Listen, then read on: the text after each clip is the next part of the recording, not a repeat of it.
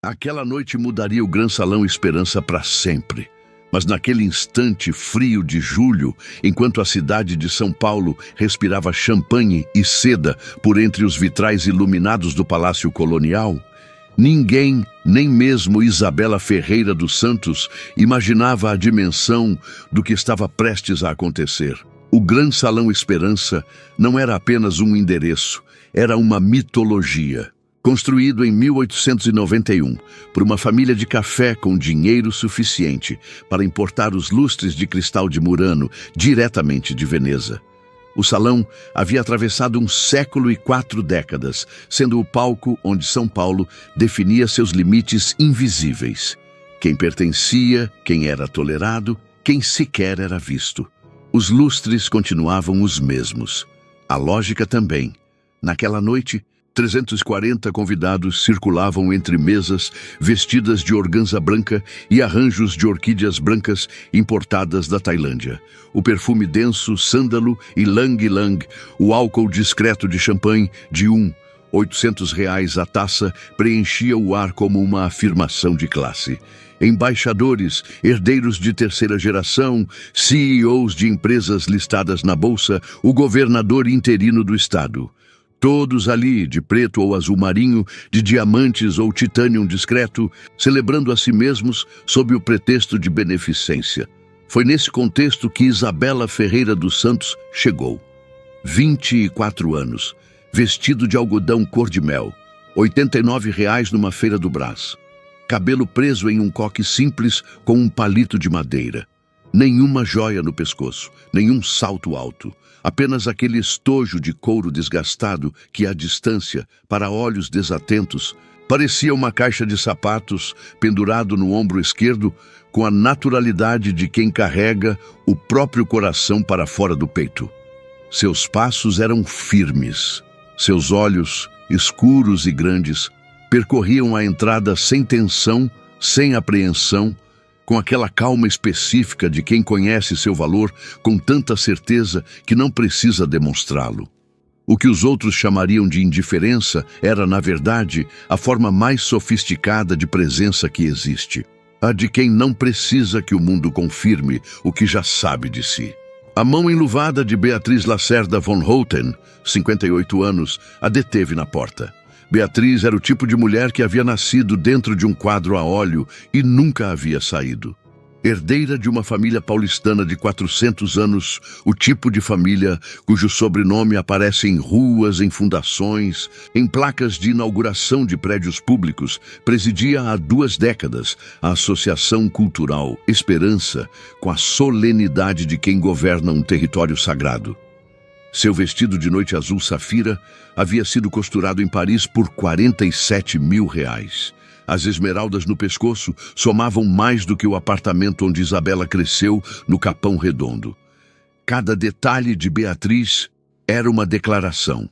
Eu pertenço aqui e sei com precisão cirúrgica quem não pertence. Ela olhava para Isabela com aquela expressão específica, não de raiva, não de ameaça, de estranhamento genuíno, como se um pinto tivesse entrado na sala de jantar, como se a natureza tivesse cometido um erro administrativo. Este evento é por convite exclusivo, minha filha, disse Beatriz. Sua voz tinha a doçura perigosa do mel, misturado com veneno macia na superfície, cortante por dentro. E mesmo com convite, o código de vestimenta é traje de gala. Não, isso. Ela apontou discretamente para o vestido de algodão. Um gesto pequeno, econômico, devastador. As suas 2 flanqueiras, Cláudia Ramos, 52 anos, Chanel Bordeaux, e Patrícia Monteiro, 48, Chanel preto, escaparam risadinhas abafadas com as mãos enluvadas. Um grupo de 7 convidados próximos se virou para assistir. Isabela não corou. Seus olhos encontraram os de Beatriz sem piscar. Eu entendo, disse ela com voz baixa e serena. Mas vim buscar meu violino. Ergueu o estojo. Sou a primeira violinista da noite. Beatriz franziu o senho. Sua assessora, Renata Dias, 34 anos, cabelo preto curto, olhos que calculavam antes de revelar, se aproximou rápido e sussurrou algo ao ouvido da anfitriã. Beatriz balançou a mão com impaciência de quem dispensa uma mosca. Não me importa quem foi contratado. Ela não pode circular assim entre nossos convidados. Manda ela entrar pelos fundos. O grupo ao redor assistiu em silêncio. Um embaixador estrangeiro austríaco, de colete de veludo bordô, trocou um olhar desconfortável com a esposa. Ninguém interveio. Isabela assentiu. Tudo bem, vou pelo caminho que a senhora preferir. E foi. O que ninguém naquela entrada, nem Beatriz, nem Cláudia, nem Patrícia, nem os 7 convidados que riram com os olhos, sabia. Era que a mulher que acabara de mandar pela porta dos fundos havia tocado no Carnegie Hall 7 meses antes.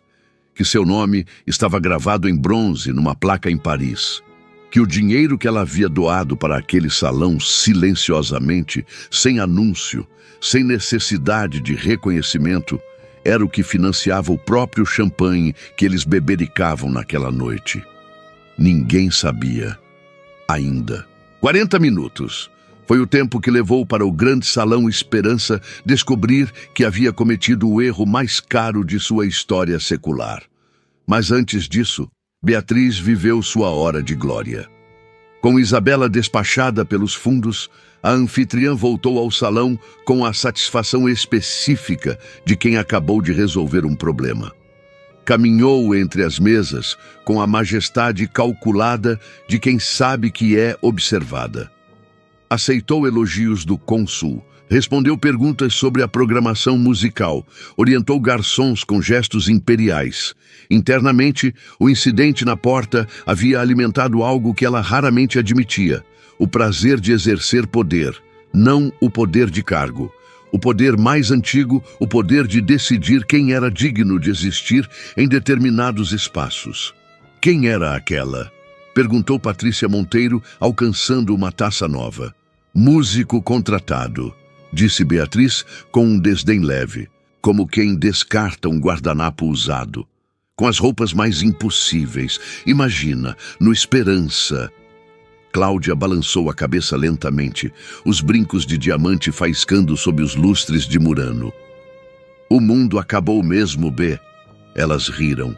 Um riso pequeno, fechado, do tipo que não precisa de testemunhas.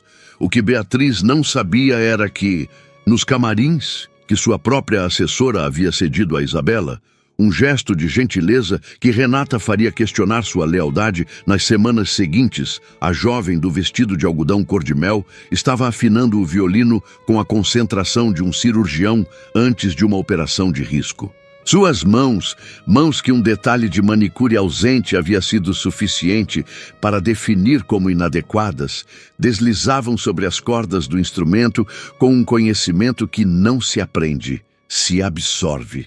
Ao longo de 22 anos de dedicação absoluta, começando aos 2 anos de idade, quando sua mãe, Conceição Ferreira dos Santos, havia colocado um violino de brinquedo nas mãos da filha de 2 anos, enquanto varria o mesmo grande salão Esperança durante o turno da noite. E aqui, o tempo dobrou.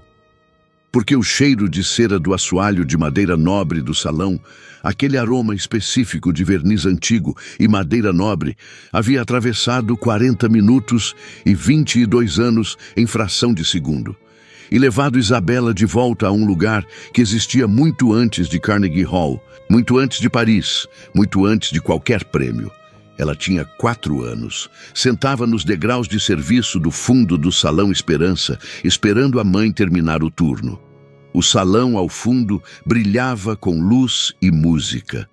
Uma única vez, uma das faxineiras havia deixado a porta entreaberta e a música de uma orquestra de câmara havia vazado pelo corredor de serviço como água por uma fresta. A pequena Isabela havia se levantado dos degraus e caminhado até a porta, ficado parada, os olhos arregalados diante dos lustres, das mesas brancas, dos músicos de terno preto. A mãe havia chegado por trás, suave, mas firme, e puxado a menina de volta. "Não é para a gente, minha filha." Isabela havia guardado aquela frase, não com amargura, com determinação, com a certeza quieta de uma criança que decide, antes de ter vocabulário para isso, que vai provar que está errada. Conceição. Ferreira dos Santos havia limpo banheiro naquele salão por 11 anos. Voltava para casa às 2 da manhã com os joelhos inflamados e as mãos ásperas de produto químico, e ainda encontrava fôlego para sentar com a filha e contar histórias. Foi Conceição quem percebeu, quando Isabela tinha 5 anos, que a menina reproduzia no ar com os dedinhos as melodias que ouvia no rádio, com exatidão, com memória de tom absoluto. Foi Conceição quem foi, numa tarde de sábado, à Escola Municipal de Música do Capão Redondo e pediu uma bolsa. Minha filha tem um dom, disse simplesmente, sem drama, sem súplica. Só precisa de uma chance. Lhe deram e Isabela devorou. Dos 5 aos 12 anos, Conservatório Municipal, 3 instrumentos, professores que pediam aos pais para vir ver a aluna. Aquela aluna. Dos 12 aos 16. Bolsa integral na Escola de Música do Estado de São Paulo, onde o maestro Eduardo Caram, então com 55 anos, referência nacional, ouviu a menina tocar numa tarde de avaliação e ficou imóvel por um momento que os outros alunos não esqueceriam. Onde você aprendeu isso?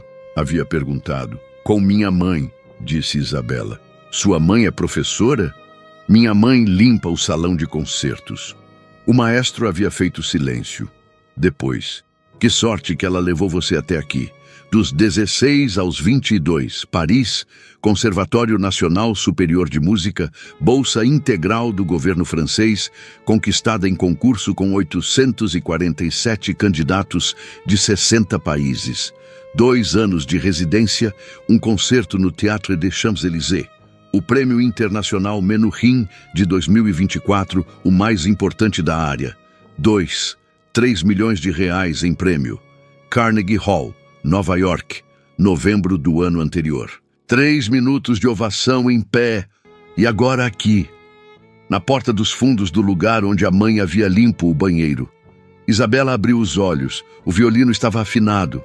Ela sorriu, um sorriso pequeno, privado, só para ela mesma.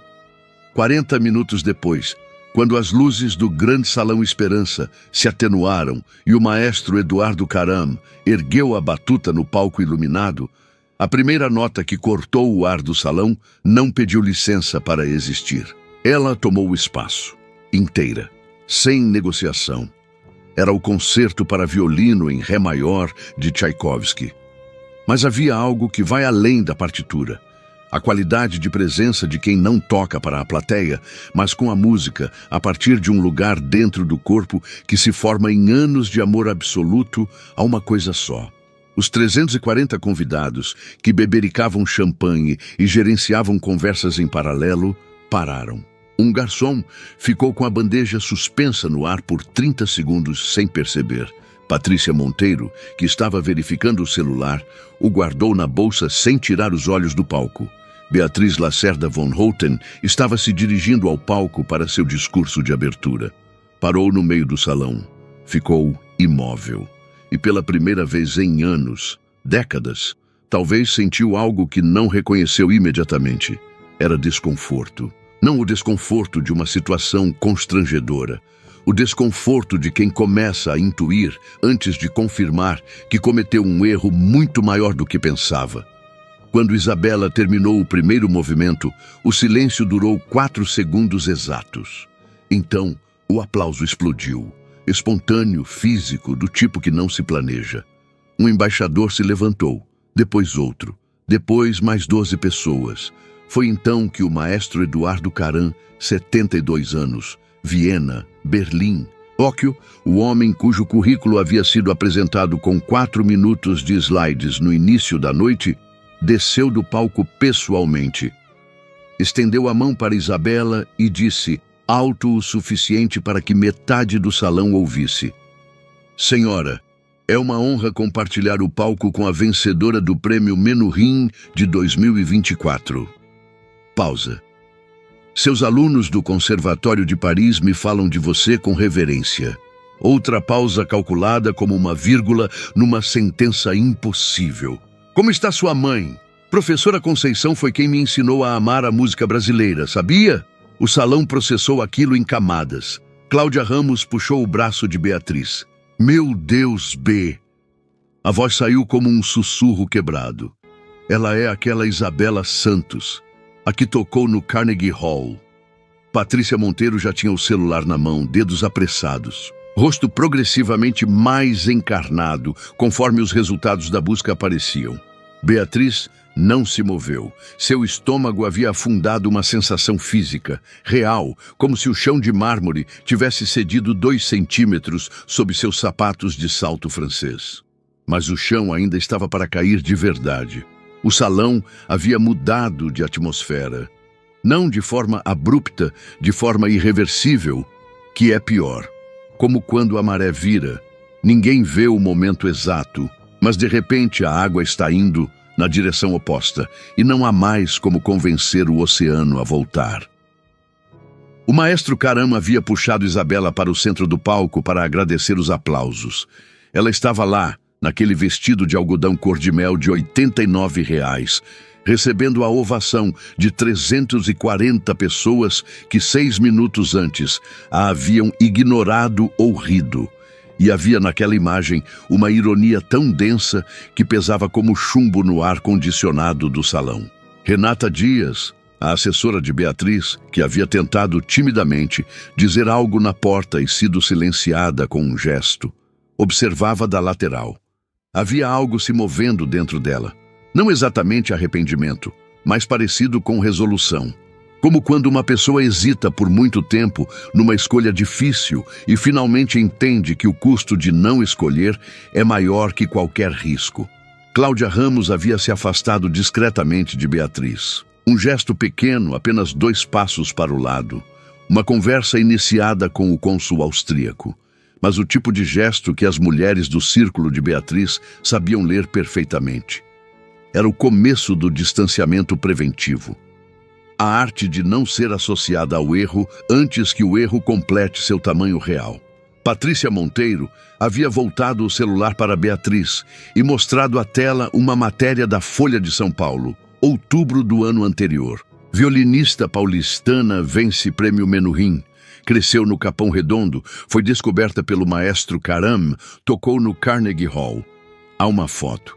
Isabela em vestido de concerto azul marinho, violino na mão, palco lotado ao fundo. A mesma Isabela, exatamente aquela. Beatriz leu, releu, sentiu as pernas bambas. Mas como eu ia saber? Murmurou ela mais para si mesma do que para Patrícia. A frase saiu involuntariamente e foi o tipo de frase que revela, ao dizer-se em voz alta, toda a podridão que carregava em silêncio. Como eu ia saber? Como se o problema fosse a falta de informação. Como se, sem o prêmio, sem o Carnegie Hall, sem o nome no jornal, o vestido de algodão merecesse a porta dos fundos. Patrícia não respondeu. Havia entendido antes de Beatriz. No palco, o maestro Caram estava dizendo algo ao microfone sobre a importância de apoiar talentos emergentes de todas as origens. Cada palavra pousava no salão como uma pedra atirada em vidro fino. Ninguém olhava para Beatriz diretamente, mas todos sabiam exatamente onde estava e o que havia feito. Foi nesse momento que o Dr. Henrique Azevedo entrou no salão. Presidente da Associação Cultural Esperança, 67 anos. Raro nas festas, aparecia 2, talvez 3 vezes por ano, sempre com propósito específico. Quando seus passos atravessaram o corredor lateral em direção ao palco, 3 pessoas próximas a Beatriz Cláudia, o cônsul austríaco e um advogado tributarista de cabelos brancos, trocaram olhares que continham cada um uma quantidade diferente de antecipação. Beatriz sentiu o frio antes de entender por quê. O doutor Henrique cumprimentou Isabela com aperto de mão e um sorriso que não era protocolar. Era o sorriso de quem conhece e estima. Sussurrou algo ao maestro Caram. O maestro assentiu, cedeu o microfone. Gostaria de fazer um anúncio, disse o doutor Henrique.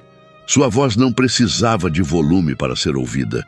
tinha aquela qualidade de peso que atravessa o ruído sem esforço. A partir deste ano, o Grande Salão Esperança passa a ter uma nova copatrocinadora e membro honorária da diretoria. O salão estava em silêncio total. Isabela Santos doou integralmente o prêmio de 2-3 milhões de reais do Menuhin para reformar este salão. Pausa. E criar bolsas de música para jovens de periferia. Ele olhou diretamente para Isabela. Sem ela, não haveria baile esta noite. Nem talvez nas próximas 5. 2 funcionários começaram a desembrulhar algo na parede de entrada. Uma placa, metal escovado, letras em relevo. Isabela Ferreira dos Santos, copatrocinadora e membro honorária da diretoria. 2025. Ao lado do nome da avó de Beatriz. A sala processou aquilo em silêncio por 3 segundos. Depois, pela segunda vez em menos de 15 minutos, explodiu em aplausos. Beatriz Lacerda von Houten sentiu as pernas bambas de uma forma que não era metáfora, era física, real. Segurou o encosto de uma cadeira próxima com a mão enluvada, discretamente, esperando que ninguém percebesse. Mas Renata Dias, que a observava da lateral com aquela nova resolução nos olhos, percebeu. O doutor Henrique desceu do palco e se aproximou de Beatriz. Havia entre eles a história de 20 anos de convivência formal, reuniões de diretoria, cartas de aprovação, eventos protocolares. Beatriz havia presidido a associação com eficiência inegável. As festas eram impecáveis, os orçamentos equilibrados, as relações com os patrocinadores cuidadas com precisão. Ninguém negaria isso. Mas havia também, nos últimos anos, uma crescente sensação que o doutor Henrique nunca havia nomeado diretamente de que a presidente havia confundido o propósito do espaço com a preservação de sua própria visão de mundo. Beatriz, disse ele, a voz baixa, apenas para ela. Ela tentou montar uma expressão de compostura. Não conseguiu completamente. Henrique, eu não sabia que... Ninguém está acusando você de saber. Ele interrompeu suave. A questão é o que você teria feito se soubesse desde o início. Pausa breve. E se teria feito diferente se não soubesse? A frase pousou sobre Beatriz como uma pedra sobre vidro. Ela abriu a boca, fechou, porque a resposta honesta era terrível. A resposta honesta era que o problema nunca havia sido o que Isabela era. O problema havia sido o que Isabela parecia. E que nenhuma conquista, nenhum prêmio, nenhuma placa em metal escovado mudava o instinto que havia erguido a mão enluvada na porta. Esse instinto era mais antigo do que os lustres de Murano, mais antigo do que o sobrenome von Houten. Era o instinto de uma mulher que havia crescido aprendendo que certos espaços eram cercas invisíveis e que a função de uma anfitriã era manter essas cercas intactas. Eu cuido deste espaço há 20 anos, disse Beatriz por fim, a voz saindo com um tremor mínimo que ela não conseguiu controlar. 20 anos de dedicação. Sei disso, disse o doutor Henrique. E exatamente por isso estou conversando com você agora, em vez de fazê-lo em reunião. Pausa. Mas, Beatriz, você mandou a copatrocinadora do nosso salão entrar pela porta de serviço. O silêncio que se seguiu foi o mais denso da noite. Do outro lado do salão, Isabela havia sido cercada por um círculo de pessoas, o embaixador austríaco, 2 músicos da orquestra, uma jornalista cultural do estado de S. Paulo, que estava cobrindo o evento. Ela conversava com a mesma serenidade com que havia chegado à porta. Aquela calma inabalável que não era distância. Era a segurança de quem não precisa que ninguém confirme o que já sabe de si. Renata Dias se aproximou de Beatriz pela esquerda, com a discrição de quem há muito aprendeu a existir nos arredores do poder sem chamar atenção. Posso falar com você depois? Disse ela. Não era uma pergunta, era o começo de algo. Beatriz olhou para a Renata, para o Dr. Henrique, para o salão inteiro que havia mudado de textura sem que ela pudesse nomear exatamente quando. Depois olhou para Isabela e foi até ela. O círculo em volta da jovem violinista se abriu naturalmente quando Beatriz se aproximou. O embaixador austríaco deu um passo discreto para o lado. A jornalista parou de escrever. Isabela esperou. Dona Isabela, disse Beatriz. A voz tinha perdido o mel perigoso de antes. Havia ficado simplesmente cansada. Eu devo um pedido de desculpas. Isabela a olhou por um momento. Não havia triunfo naqueles olhos escuros. Não havia raiva. Havia talvez uma espécie de tranquilidade, que só é possível em quem já resolveu há muito tempo que o problema nunca foi delas. Minha mãe limpou o banheiro neste salão por 11 anos, disse Isabela, a voz baixa, para que só Beatriz ouvisse. Eu vim a este baile pela primeira vez aos 4 anos, esperando ela terminar o turno. Sentava naquelas escadas e imaginava um dia tocar aqui. Ela olhou para os lustres, os mesmos lustres que a menina de 4 anos havia visto pela fresta da porta de serviço. Hoje eu toquei, Beatriz engoliu seco. E amanhã, continuou Isabela, 40 crianças da favela onde cresci vão receber bolsas para aprender música dentro deste salão. Pausa. A senhora pode recebê-las pela porta da frente, ou deixar que alguém mais gentil faça isso. Não era uma ameaça, era uma escolha que Beatriz precisava fazer. Na reunião de diretoria da semana seguinte, Beatriz Lacerda von Houten apresentou sua renúncia espontânea da presidência da Associação Cultural Esperança. Percebi que não tenho mais o perfil que este espaço merece, disse, com a voz firme de quem ensaiou muito. Ninguém contestou, ninguém tentou convencê-la a ficar. A sala de reuniões tinha aquele silêncio específico de quando uma decisão já estava tomada por todos, antes de ser dita em voz alta. O doutor Henrique a olhou com algo que não era crueldade, nem compaixão. Era respeito pela coragem de uma mulher que havia reconhecido, em silêncio, o tamanho do seu erro e escolhido sair em vez de insistir. Renata Dias assumiu a coordenação do programa Isabela Santos de Bolsas Musicais. Foi ela quem desenhou os critérios de seleção, quem visitou as escolas públicas do Capão Redondo, do Jardim Ângela, da cidade Tiradentes. Quem leu, uma a uma, as 127 inscrições que chegaram nas primeiras 3 semanas. A primeira turma de 40 crianças, a maioria negra, idades entre 6 e 14 anos, nenhuma com menos de 2 anos de estudo em algum instrumento, todas com histórias que cabiam em poucas linhas e precisariam de décadas para se abrir. Completamente, pisou no Gran Salão Esperança numa manhã de sábado de agosto, com o sol de inverno entrando pelas janelas altas e os lustres de Murano apagados, nus de festa, apenas belos. Renata estava na porta da frente. Bem-vindos, disse ela para as 40 crianças que olhavam para cima com os olhos arregalados diante dos lustres. Aqui não tem porta dos fundos, vocês entram pela principal, sempre. Uma menina de 7 anos, cabelo em tranças, uniforme escolar, que não era do evento, mas que ela havia passado no domingo anterior, puxou a mão de Renata com cuidado. A senhora já tocou aqui? Não, disse Renata. Mas vocês vão tocar. Isabela estava em Berlim naquela manhã para mais uma temporada, mas havia deixado uma carta que Renata leu em voz alta para a primeira turma, no centro daquele salão de lustres de Murano e madeira nobre que cheirava a verniz e história. Música não tem cor, não tem endereço, não tem sobrenome certo, tem apenas dedicação e coragem. Vocês já têm as 2 coisas.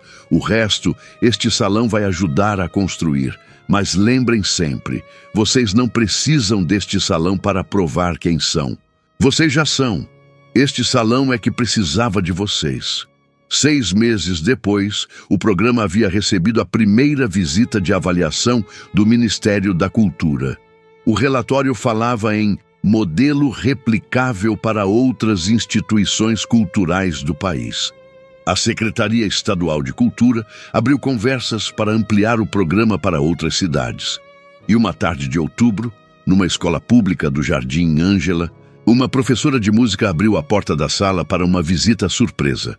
Uma funcionária da Associação Jovem, de crachá, com um formulário na mão, havia vindo buscar inscrições para a segunda turma do programa. Pediu para ouvir os alunos tocar. A professora concordou. Os alunos tocaram. A funcionária ouviu uma menina de 8 anos reproduzir, no violino de bambolê desafinado da escola, uma melodia de Vivaldi que havia ouvido apenas uma vez no celular da mãe, com exatidão, com memória de tom absoluto. Ela escreveu o nome da menina no topo da lista de inscrições. Depois, olhou pela janela para o pátio de terra do Jardim Ângela e pensou que a história tinha a tendência inconveniente e bela de se repetir desta vez pela porta da frente. Os verdadeiros vencedores não são os que chegam ao topo, são os que mudam o que significa estar lá.